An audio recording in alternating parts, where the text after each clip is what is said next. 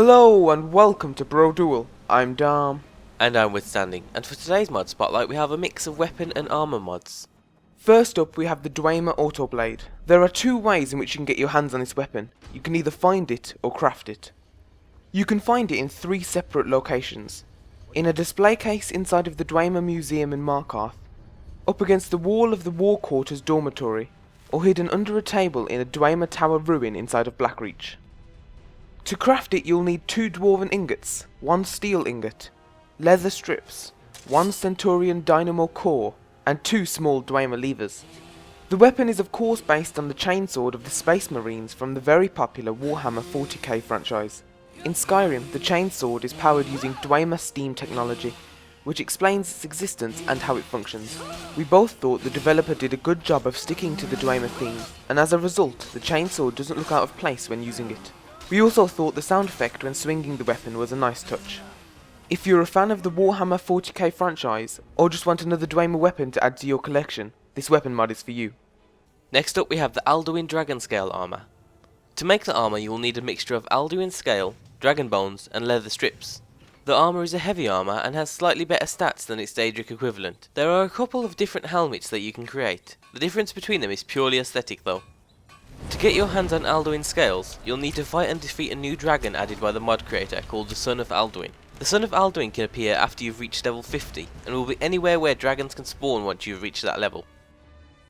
There are both male and female versions of the armor, and both look great in our opinion. One thing we really liked was the addition of a tail in the armor set. It's something quite original. We think this mod goes very well with the Dragonbone weapon mod that we spotlighted earlier, and that this is yet another great armor mod.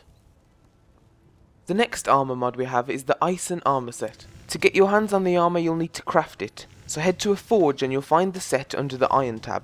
To make the armor you'll need a mixture of leather strips and iron ingots. There's a variety of different versions available of the armor, so let's take a look at them now. There are 2 colour variants of the armor available, and we have the white on the left and the black on the right. First we have the original armor as seen in the Final Fantasy XI game. Next we have the light version available of the original armor, which removes the extra iron plates. Next we have the skirt version of the armor, which as the title says, adds an iron skirt to the original armor. And finally we have the skirt light version, which adds a skirt and removes the extra iron plating. Overall we think this is a great mod regardless of the fact that we're fans of the Final Fantasy series, and we recommend you download this now. Finally we have the Berserk Black Swordsman armor. Like the others, head over to a forge to create the armor set. The set requires a mixture of steel ingots, iron ingots, leather strips and leather to create. None of those are too difficult to find, so this set is quite easy to make.